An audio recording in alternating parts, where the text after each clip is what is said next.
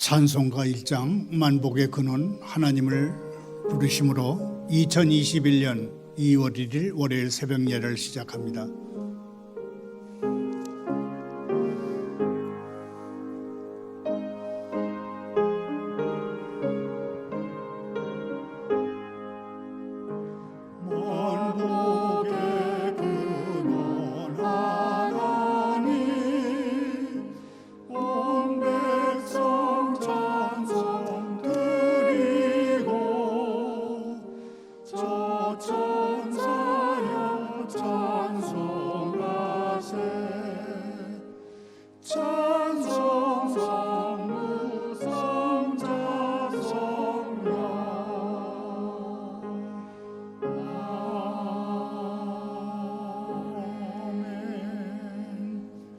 계속해서 찬송가 528장 예수님 우리를 부르시는 소리를 함께 노래합니다.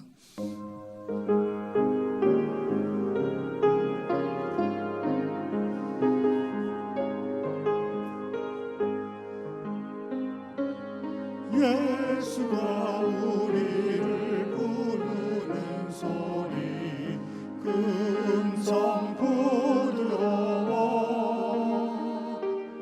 문 앞에 나와서 사면을 보며 우리를 기다리네. 오라 오라 방황치 말고 오라.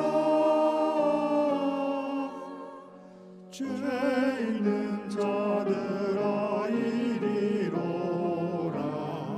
주 예수 앞에 오라. 간절히 오라고 부르실 때에 우리는 지체하냐. 주님의 은혜를 외아이 받고 꽃들은 채하려나.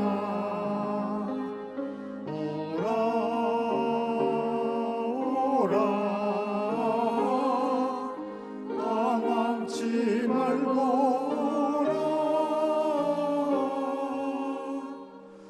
죄 있는 자들아 이리로 오라. 주 예수 앞에 오라.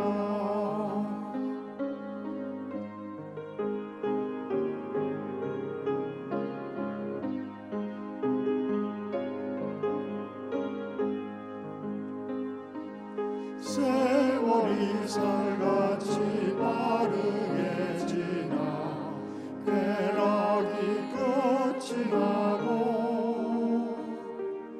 사망의 그늘이 여호와 내 앞에 들리며 가리우네. 오라 오라 방황치 말고 오라. 죄 있는 자들아 이리로 오라. 주 예수 앞에 오라. 우리를 위하여 예비해 두신 영원한 집이 있어. 죄 많은 세상을 떠나게 될 때 영접해 주시겠네. 오라 오라 방황치 말고 오라.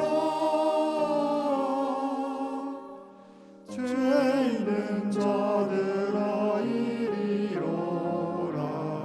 주 예수 앞에 오라. 오늘 새벽에 보실 하나님의 말씀은 마태복음 9장 1절부터 13절까지입니다. 교독합니다.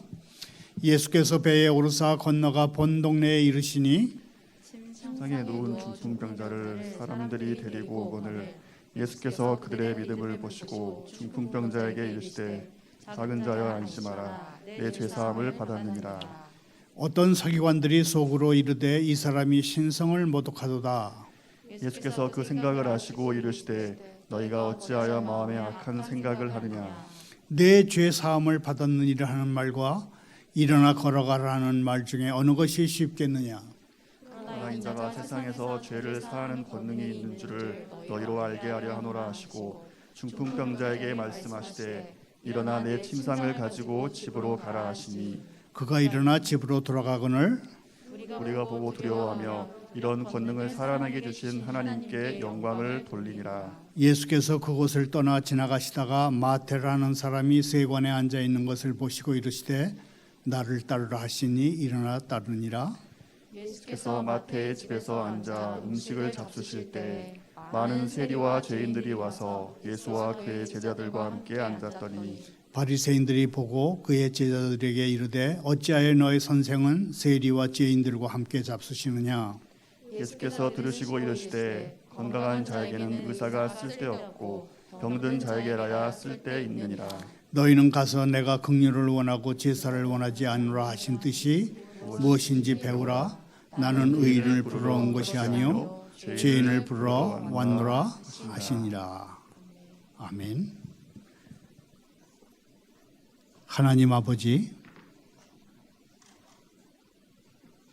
긍휼을 원하시고 제사를 원치 않으시는 주님, 주님의 시각으로 상처 입은 사람들과 잃어버린 바 된 사람들을 바라보게 해 주십시오. 상처 입은 사람들을 돕고 잃어버린 바 된 사람들을 구원하는데 제 시선과 뜻이 집중되게 해 주십시오. 주님의 긍휼, 주님이 불쌍히 여겨 돌봐주시는 데 대한 감사의 응답 안에서 살게 해 주십시오. 그리하여 편히 쉬고 찬양하며 또한 주님의 영광을 위해 살게 해 주십시오. 예수님의 이름으로 기도합니다. 아멘. 예수님은 오늘 성경 본문에서 허약하기 짝이 없는 환자 한 명과 사회적으로 손가락질을 받고 있는 공직자 한 사람을 만나십니다. 예수님이 하나님의 권위로 환자와 공무원을 만나실 때 이들의 인생에 기적이 일어납니다. 일반적으로 사람들은 권위를 말할 때 억압 또는 인권 침해 같은 개념을 떠올립니다. 영어로 권위는 authority이고 당국은 authority의 복수형인 authorities입니다. 당국, authorities 그러면 무엇이 떠오릅니까? 경찰이, 독재국가의 경찰이 연상될 수도 있고 어떻게 해서든지 사람을 감옥에 집어넣으려고 하는 판사가 생각날 수도 있습니다. 중공, 북한, 이란 같은 나라에서는 당국이 더 심한 것을 의미하기도 합니다. 새벽 5시에 대문을 두드리고 타당한 이유 없이 사람을 어디로 끌고 가서 때리고 어쩌면 죽일 수도 있는 사람들이 당국 또는 당국자입니다. 그러니까 중공, 북한, 이란 같은 나라에서 당국이라는 말이 정말로 의미하는 것은 군대나 경찰을 등에 업고 자신이 하고 싶은 대로 할 힘을 가진 사람들, 그런 뜻이 됩니다. 이때 권위란 권력을 의미하고 권력은 힘을 의미하고 이때 힘은 폭력을 의미합니다. 그런데 예수님이 하나님의 권위를 가지고 계시다고 복음서는 강조합니다. 복음서에서 말하는 예수님의 권위는 가르치시는 권위, 질병을 치료하시는 권위, 폭풍을 다스리시는 권위, 귀신을 쫓아내시는 권위, 그리고 하나님만이 행하시는 권위입니다. 이 예수님의 권위를 달리 표현하면 죄를 없애시는 권위, 사람의 인생을 그 속에서부터 바꾸시는 권위, 사람을 꼼짝달싹 못하게 옥죄고 있는 그것들로부터 풀어주시는 권위가 예수님의 권위입니다. 예수님의 이 권위는 중국 공안처럼 배후에 군대가 있는 새벽 5시에 남의 집에 문을 박차고 들어가는 그런 폭력적인 권위와는 아무 상관이 없습니다. 공생의 기간에 예수님이 보이신 권위는 기이한 힘을 가진 그런 권위였습니다. 그리고 자유와 사랑으로만 일하는 권력이셨습니다. 자유와 사랑으로 작동하는 권위이자 권력이었기 때문에 예수님의 행동은 대단한 효력을 가지고 있었습니다. 너무나 대단해서 당시에 나름대로 권력계를 행사한다는 사람들이 예수님께 화를 내고 불쾌해할 정도였습니다. 마가복음에도 예수님이 중풍병자를 치유하시는 기록이 있습니다. 마가 사도는 예수님이 말씀 한마디로 중풍병자를 벌떡 일어나 걷게 하신 것을 치유의 기적, 힐링의 기적이라고 표현했습니다. 그런데 마태의 사도는 똑같이 중풍병자가 벌떡 일어나서 걷게 되는 기적을 예수님이 그의 죄를 용서하셨기 때문에 된 죄사함의 기적이다 이렇게 표현합니다. 그러니까 마태 사도의 중풍병자 이야기의 핵심에는 죄를 용서하시는 예수님의 선언이 있습니다. 유대인의 표현을 그대로 빌리면 죄를 치워버리시는 예수님의 선언이 중풍병자를 벌떡 일어나 걷게 했습니다. 예수님이 죄사함의 선언으로 중풍병자를 고치실 때에 주변에 있던 율법학자들이 속으로 이렇게 수군거립니다. 이 사람이 하나님을 모독하는군. 신성모독, 블라스피미. 그랬습니다. 일부 학자들이 신성모독 운운하며 수군거렸자 예수님은 내 죄는 용서받았다 하는 말과 일어나 걸어가라 하는 말 중에 어느 것이 더 쉽겠느냐고 반문하십니다.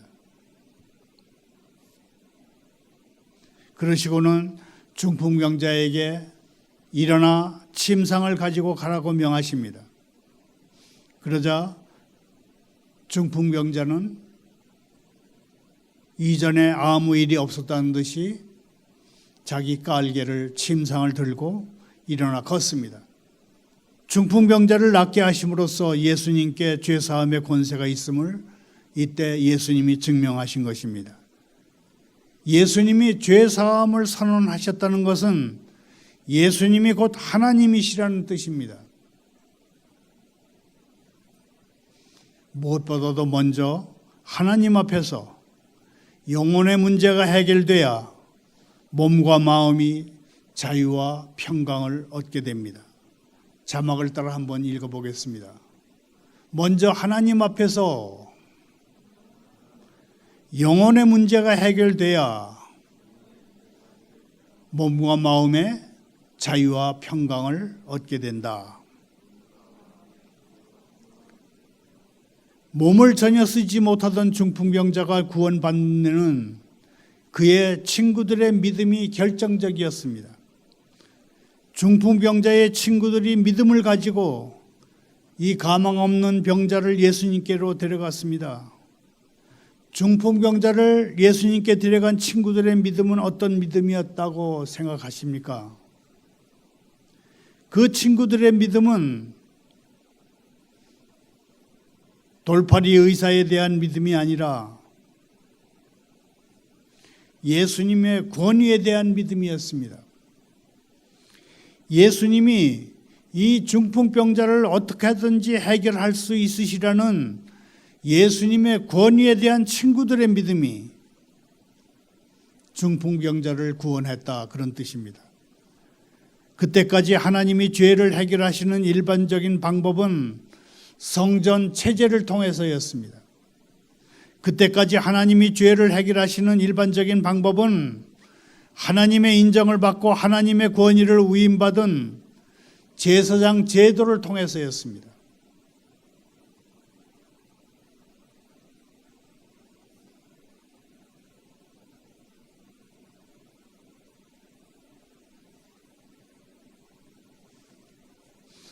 그러나 성전 체제에서 기득권을 한껏 누리고 있던 제사장들은 시대가 저물고 있다는 사실을 몰랐습니다.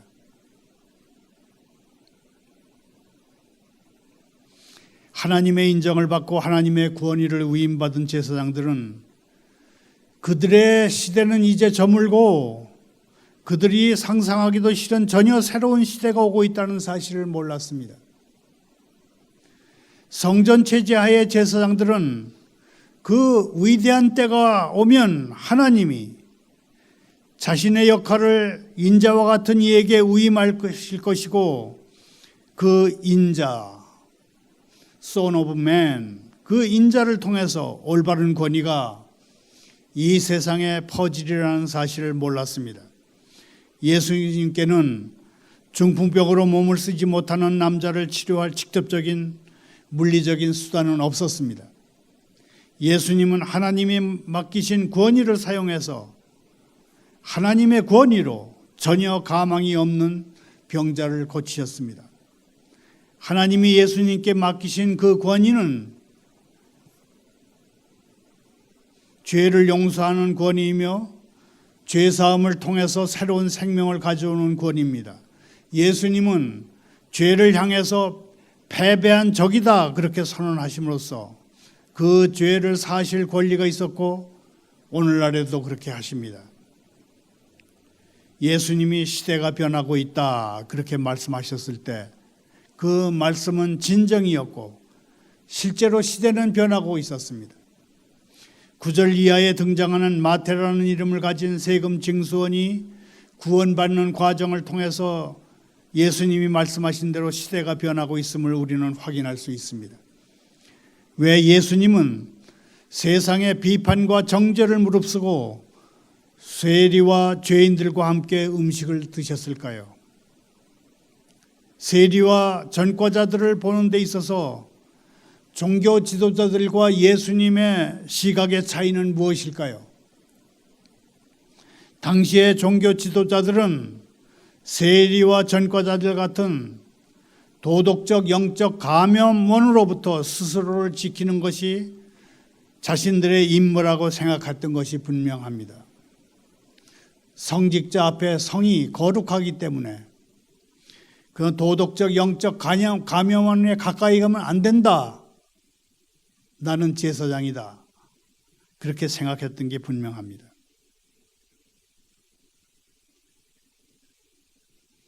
반면에 예수님은 세리와 전과자들을 병든 사람들로 보셨던 게 분명합니다. 12절에 기록되어 있듯이 예수님은 자신이 병든 사람을 고치러 온 의사라고 생각하셨습니다. 의사이시기 때문에 격리실 안에 들어가 계실 수 없었던 것입니다. 병든 사람 곁에 있어야 병든 사람을 고칠 수 있습니다. 그것이 의사의 의미였다. 그렇게 생각하는 것입니다. 여기서 잠시 생각해 보십시다. 만약 그대가 고대 사회에서 세리였다면 혹은 현대 사회에서 그대가 세무 공무원이라면 사람들은 그대를 보고 화를 내는 데 익숙할 것입니다. 마태가 살던 사회에서는 10절 11절에서처럼 세리와 죄인들을 같은 무리로 봤던 것 같습니다. 그 시대 사람들은 왜 세리들을 죄인들과 같은 무리로 봤을까요? 첫째, 그들이 미움을 받는 정부에 협력했기 때문이고, 둘째, 세금을 지나치게 많이 거둔 후에 웃돈을 챙겼기 때문입니다. 하루하루 한 해 한 해 세금 징수원으로서 마태의 생활이 어떠했는지는 우리가 생각해 보지 않아도 알 수 있을 것입니다. 세상으로부터, 사람들로부터 죄임 취급당하는 마태가 오늘날 우리라고 한번 생각해 보십시다. 무더운 세관에 앉아서 한 지역에서 다른 지역으로 넘어가는 여행객들에게 통행세를 받고 있다고 생각해 보십시다. 여행객들은 그들을 달가워하지 않았고 그대를 달가워하지 않을 것이고 그대도 즐겁지 않을 것입니다. 그런데 어느 날 그 일을 하고 있는데 발걸음은 활기차고 가슴에는 하나님 나라를 품은 한 젊은 예언가가 지나가면서 그대에게 나를 따라오십시오. 그렇게 말한다면 어떨지 한번 생각해 보십시다. 그건 분명 치유의 기적, 해방의 기적처럼 느껴졌을 것입니다. 사실 9절은 치유의 기적보다 더 큰 것을 암시하고 있습니다. 그것은 마치 죽은 거나 다름없는 인생이 부활하는 기적입니다. 9절에 그가 일어나 예수님을 따랐다는 말씀이 있는데 따르다에 해당하는 헬라어 아니스테미는 부활, 다시 살아나다를 뜻하는 단어라고 합니다.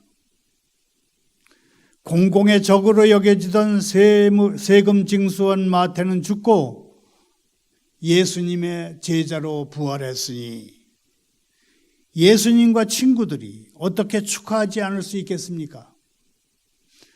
그래서 같이 앉아서 밥을 먹는 것입니다. 그 세리들과 전과자들은 하나님의 새로운 일 한가운데 있었습니다. 그들은 남을 깊이 사랑하고 가엾게 여기는 자비 한가운데 있었고 이는 이미 성전을 넘어선 것이었습니다. 하나님이 원하시는 것은 제사가 아니라 남을 깊이 사랑하고 가볍게 여기는 마음입니다. 성전 체제로는 하나님이 원하는 바를 행사할 수 없게 됐습니다. 시대가 정말 변하고 있었습니다. 하나님의 새로운 세상이 탄생하고 있었고 이제부터는 모든 것이 송두리째 달라질 것입니다. 우리의 문제는 예수님과 한 식탁에 둘러앉은 세리들과 전과자들처럼 우리 자신도 새로운 세상에 살고 있는지 아니면 심리적으로 더 편안한 과거의 세상으로 자꾸만 슬그머니 돌아가고 있는지 하는 것입니다. 말을 맺습니다. 13절을 다시 읽겠습니다. 너희는 가서 내가 긍휼을 원하고 제사를 원하지 아니하노라 하신 뜻이 무엇인지 배우라. 나는 의인을 부르러 온 것이 아니요 죄인을 부르러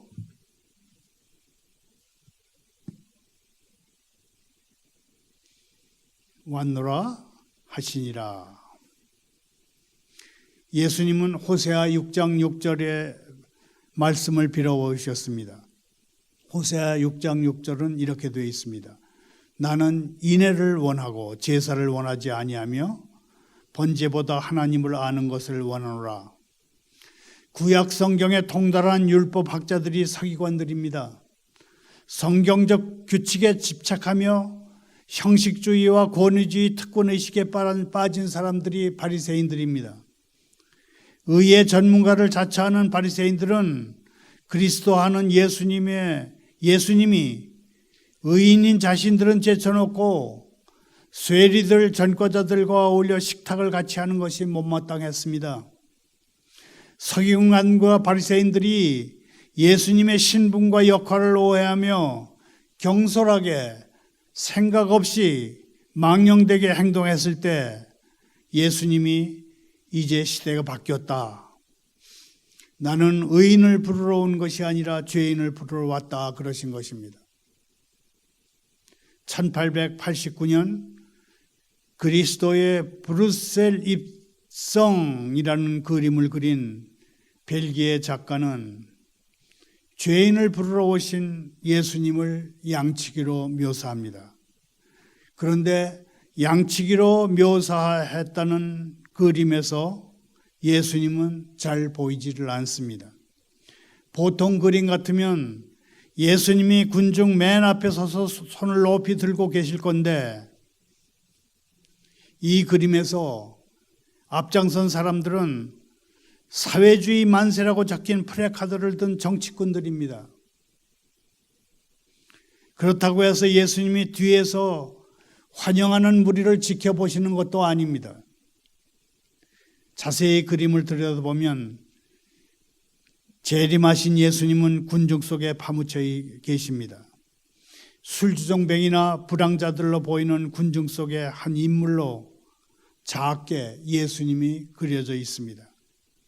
작가가 이 그림에서 말하고자 하는 것은 오늘날의 진정한 양치기는 예수님처럼 앞에도 뒤에도 서지 않고 양떼 한 복판에서 함께 움직이는 사람이다. 그렇게 표현한 것 같습니다. 예수님은 하나님의 은혜를 선포하기 위해서 오신 분입니다. 예수님은 자칭 의인이라는 사람들은 거들떠 보지도 않고 죄인들을 고치러 오셨습니다. 시대가 바뀌고 있습니다. 교회는 마음에 드는 사람들끼리 모이는 조직이 아니라 죄인을 받아들여 고치는 병원입니다. 우리가 예수 믿었을 때, 예수 믿는 순간 우리의 시대는 바뀌고 있는 것입니다. 주님이 우리를 부르신 이유는 아직 부름받지 못한 이들을 섬기고 그들에게 복음을 전하게 하기 위해서입니다. 복음을 오해하는 사람들에게 복음이 무엇인지를 보여주게 하시기 위해서 주님은 우리를 부르시고 또 우리를 부르셨습니다. 따라서 우리가 해야 할 일은 비난과 정죄와 비판이 아니라 사랑과 용납입니다.